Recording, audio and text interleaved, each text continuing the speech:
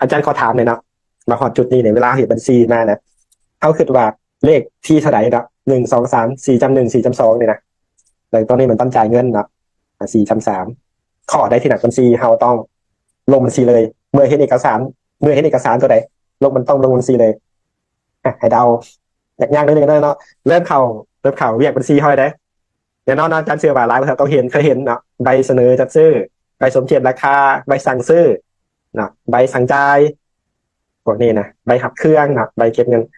คือตอนนี้มันออกใบสั่งจ่ายลงนะเป็นแอดวานซ์เนาะแต่ตอนนี้หับสินค้าก็ได้หับไปเก็บเงินจากผู้ขาย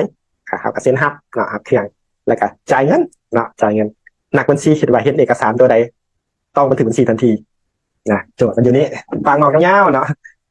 จริงมาเห็นตอนนั้นสิบันทึกบัญชีแน่หลายคนก็ตอบมาเนาะมี2 คน 3 คน